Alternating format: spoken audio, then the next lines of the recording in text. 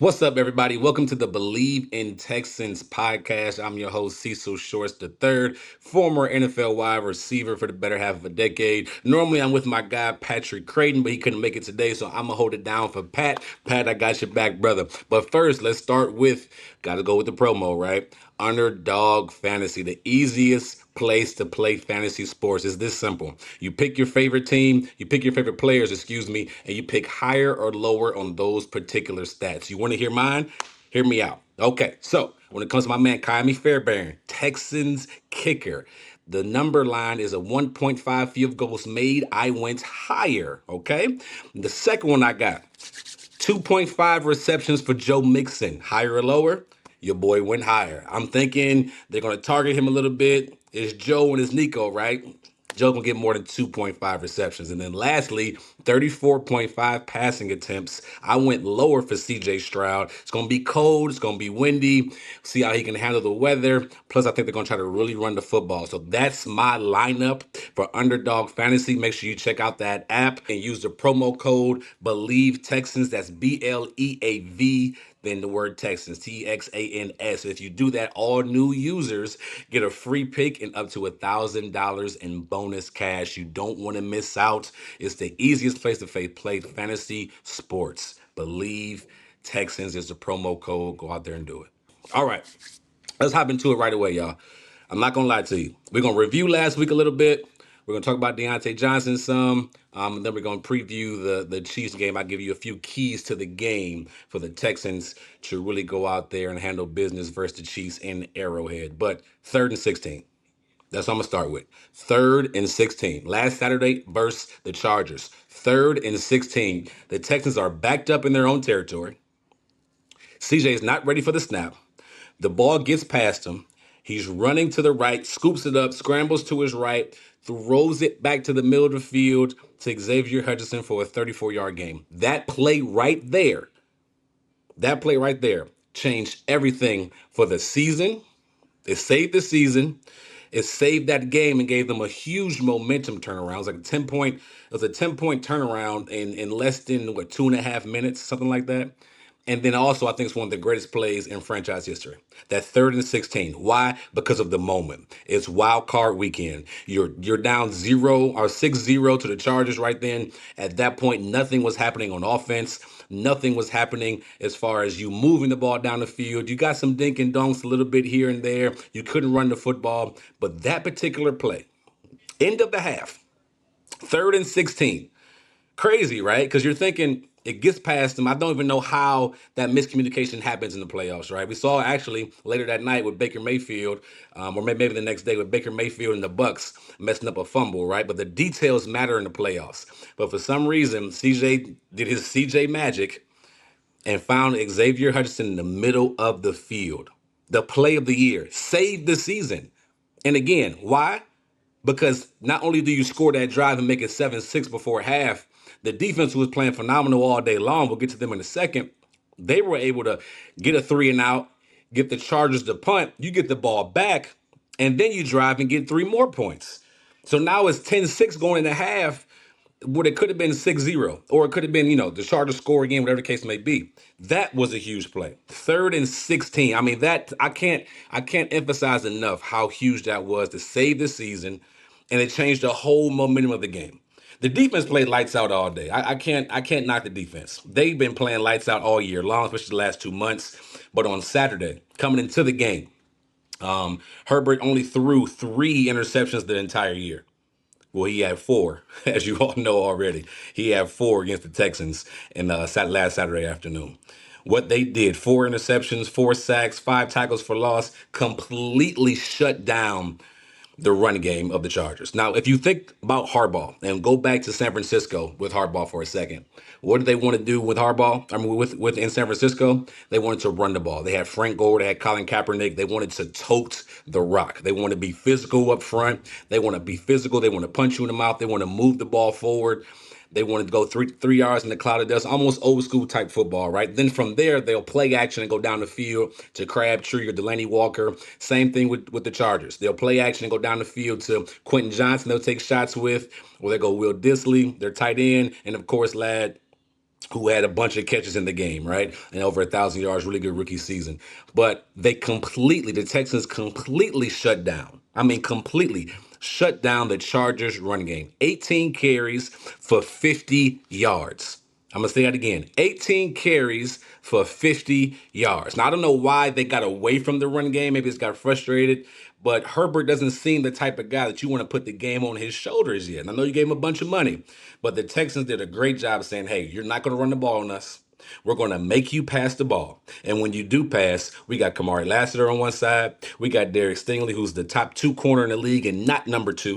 I'm going to say it again. He's the top 2 corner in the league and not number 2. And they made mistakes, period. They were able to force 4 turnovers, one of them being a huge turnaround, which was a pick 6 by Eric Murray. I had to be on the sideline that play. When that happened, the game was over. I think at that point it was 13-6. And the offense still was struggling to come out of halftime. They were driving downfield, end up fumbling. I think it was a back and forth punts. Texas later get a field goal. And then the Chargers get the ball back. And then you overthrow a guy, Eric Murray, in the end zone. It's 20-6. Things seemed in the hand at that point simply because the Chargers offense couldn't do a dang on thing. They were shut down in the run game. Herbert was seeing Texans everywhere. He saw Stingley. He saw Eric Murray. It seemed like he was throwing to, if it wasn't throwing to Ladd, he was throwing to the Texans, the Texans players, right? But they did an excellent job on defense, man. Very proud of those guys. And that was just a huge moment, man. A huge opportunity. Back-to-back years, you're headed to the divisional round. Shout out to D'Amico and CJ and the rest of the company. They're handling their business. Now it's about how do you get over that hump and move on to the AFC Championship game. So after the game, and this has to be talked about, after the game, there was I wouldn't say a situation, but if you watch the Texans, and we all know Deontay Johnson got released. So through people I talked to, different sources, and it's all in the media, when the game was over, Deontay Johnson was basically fully dressed and sulking in the locker room. Wasn't excited, he was sulking. And when you have a playoff contender and where you're trying to build a certain culture in the locker room, and when you have D'Amico who talks about swarm mentality, when you have Nick who's very selective about who he brings in and who he drafts and what kind of free agents are going to fit the culture they're trying to bring, a championship culture, you can't have guys in the locker room so focused on them that they can't celebrate their team. Matter of fact, I think this might have been Deontay Johnson's first playoff victory in his 6 years in the league. Might have been his first playoff victory. And he can't get out of his own way that he's so focused on only got one target this game for 12 yards. It was a good route, by the way. I think it was an inside slant route on 3rd and long. Didn't get the first down, but it was a good catch. But he only played like 15 out of the 70-plus snaps that the Texans had. And this is not a new thing for him. And I'm worried for him that he's building this resume of being a selfish player, whether it's in Carolina forcing your way out, whether it was in the Ravens forcing your way out and then getting suspended for not wanting to get in, or whether it was just sitting there and sulking when Aziz had to come talk to you and Joe Mixon had to come talk to you like, hey, we won the game. Let's move forward. Like, you can really help us. He can't get out of his own way.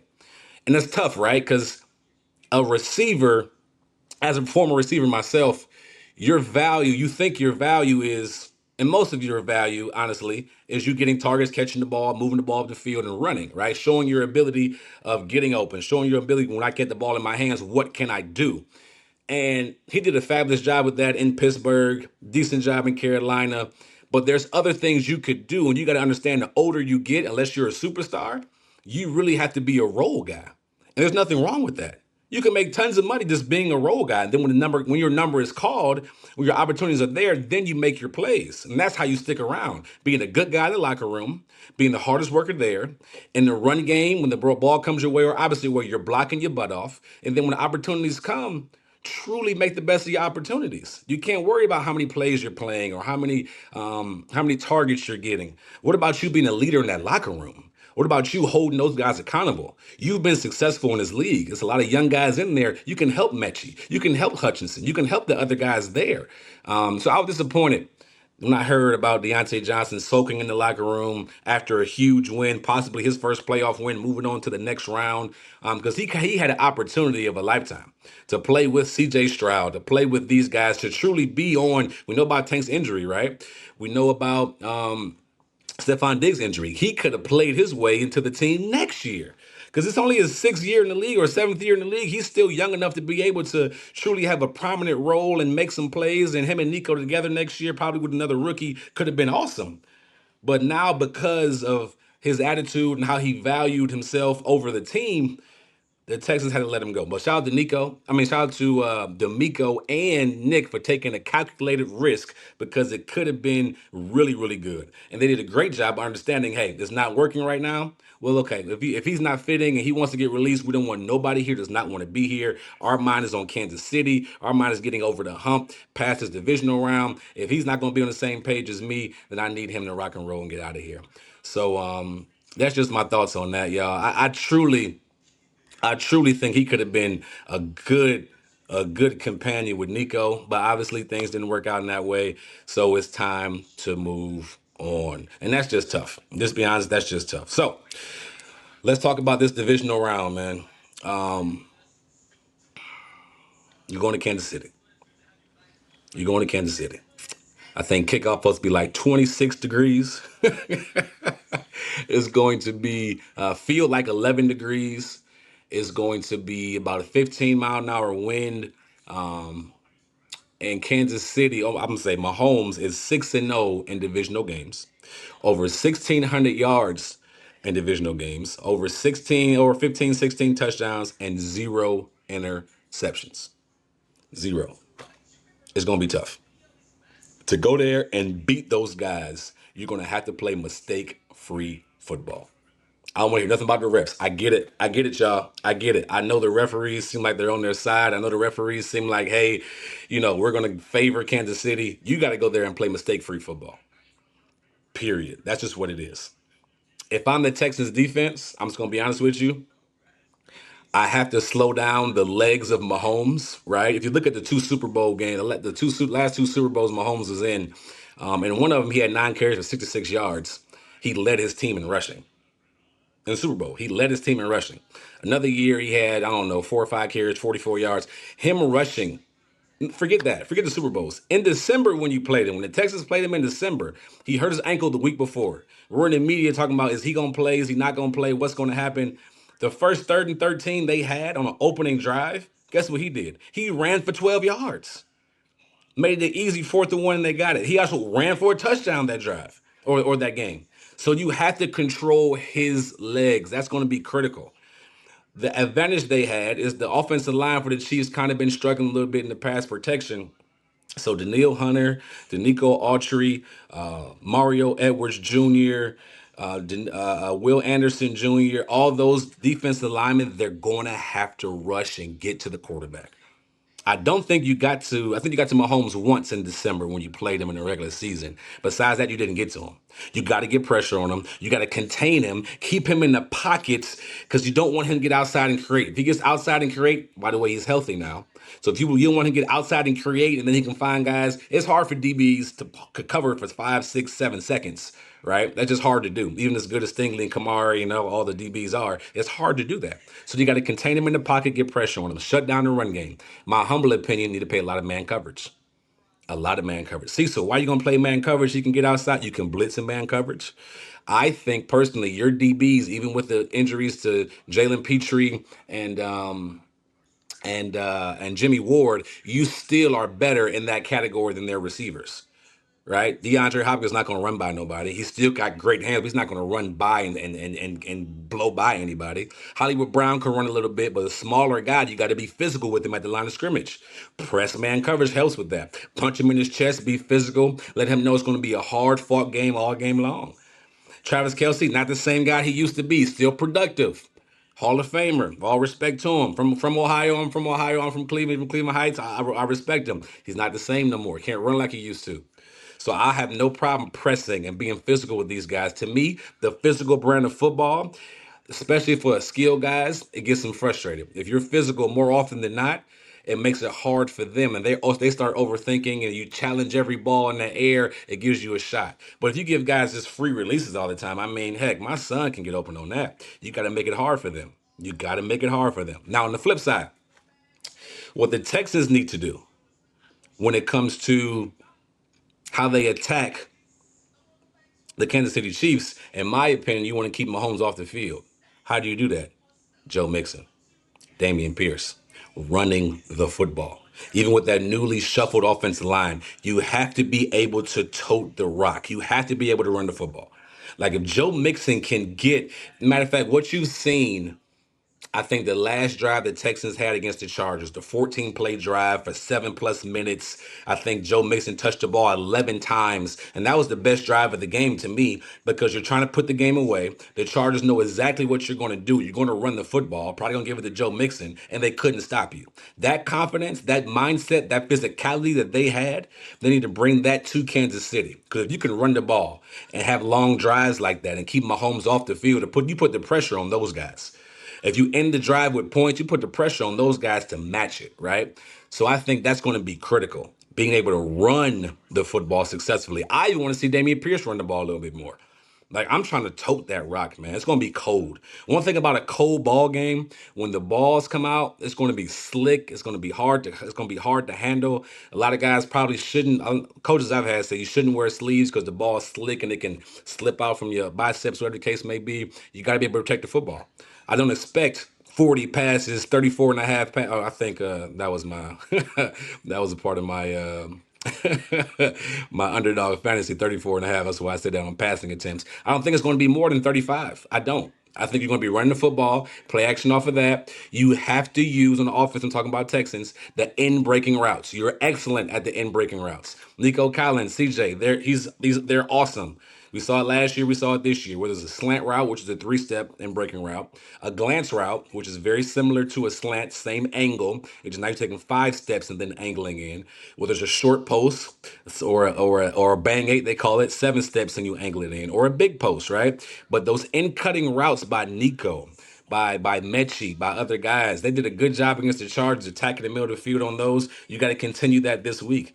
They're going to be ready. McDuffie, one of the corners for the Chiefs, Justin Reed, they're going to be ready for it, but they still got to stop it. That's your bread and butter. Just make it look different. Dress it up, make it look different. You can run it from outside, you can run it from inside. You can motion Nico in, you can motion Mechie in, you can motion Robert Woods, Dalton Schultz, whoever it is. You can motion these guys in different formations and still be able to run the in-breaking routes. You got to hit those. You got to play action off of it. You got to RPO off of it, but that only works if the running game is working. So if the run game is working, you truly have a shot. Now, I gave you some of my keys, but I'm going to give you 3 keys to victory. Number 1, limit Mahomes, right? We talked about that. You have to limit Mahomes' legs. If you do that, you're good to go. Number 2, win the turnover battle. In December, when you played the Chiefs, I Bleav CJ had 2 picks that game. 2 of them. And you put yourself in position. And I'm going to be honest with you, Mahomes doesn't turn the ball over. I think they're 4th in the league when it comes to giveaways, only 14th, which puts them at like 4th in the league. Now, I'll tell you what, the Texans do a good job of what? Taking the ball away. So if you can get those turnovers, you can win the turnover battle. You put yourself in better position. The offense has to finish with points, right? Most likely touchdowns. But if they finish with points, you put yourself in good position. Thirdly, somebody has to step on offense, y'all. Somebody got to step up. You know Joe going to get his touches. You know Nico going to get his targets. But who's next? Is it Dalton Schultz? Is it John Mechie? Is it Xavier Hutchinson? Is it Damian Pierce? Is it Dare? Like, who is it? Is it CJ with his legs? Like, who's going to step up? Right? Who's going to step up? Stover's out. I Bleav they put him on IR this week. Deontay Johnson's not there no more. He wasn't getting that much targets anyways. Robert Woods. Like, who's going to be the guy that steps up and gets that 3 to 6 catches to help out?